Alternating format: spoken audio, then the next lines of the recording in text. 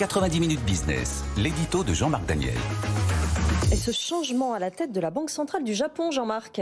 Oui, il va y avoir un nouveau gouverneur de la Banque centrale du Japon. Il vient d'être choisi. Il prendra ses fonctions d'ici un mois et demi. Alors, ce qui est intéressant, c'est que d'abord, il n'a pas le profil traditionnel de gouverneur de Banque centrale du Japon. En général, c'est plutôt des hauts fonctionnaires du ministère de l'économie et des finances. Et là, c'est un universitaire. Et ce qui est intéressant aussi, c'est que cet universitaire a beaucoup écrit. Et il a notamment émis des idées qui n'étaient pas directement en conformité avec ce qu'a fait la Banque centrale du Japon depuis une trentaine d'années.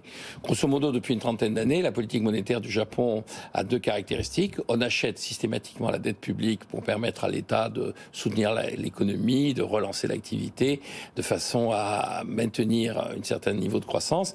Et de ce fait, on allège les contraintes qu'il peut y avoir sur l'État dans la gestion de sa dette. Et deuxièmement, on cherche à faire baisser le taux de change de façon à augmenter le revenu des retraités, puisqu'il y a énormément de fonds de pension au Japon. Ces fonds de pension ont des placements à l'étranger, notamment aux États-Unis, donc des ressources en dollars, et c'est ces ressources qui deviennent les retraites des Japonais. Et donc, plus le yen est faible, plus le dollar est élevé, plus les ressources du système sont importantes, et plus le revenu des retraités est élevé. Mais les choses vont changer. Alors, les choses vont changer, puisqu'il dit deux choses. La première, c'est que désormais, le taux de change du yen est à peu près à son équilibre. C'est vrai que l'actuel gouverneur, quand il est rentré en fonction, c'était il y a 10 ans, et Shinzo Abe, qui était le Premier ministre, lui avait dit, on est à 1 dollar égale 78 yens, c'est insupportable, il faut qu'un dollar vaille entre 130 et 140 yens.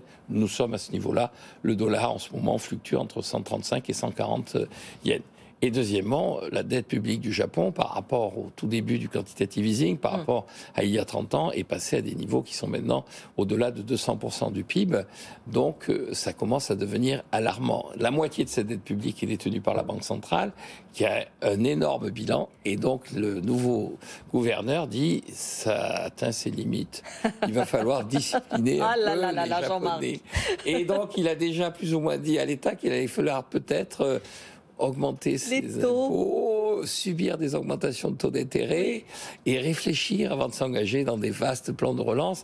Vous savez qu'on dit qu'au Japon, c'est quand même l'archétype du plan de relance le plus efficace. On commence par construire les ponts et puis on s'aperçoit qu'il n'y a pas de rivière sous les ponts en question. Alors on creuse pour faire passer une rivière. Donc il est en train de dire, mettons un terme à tout ça. Merci beaucoup Jean-Marc. Allez dans un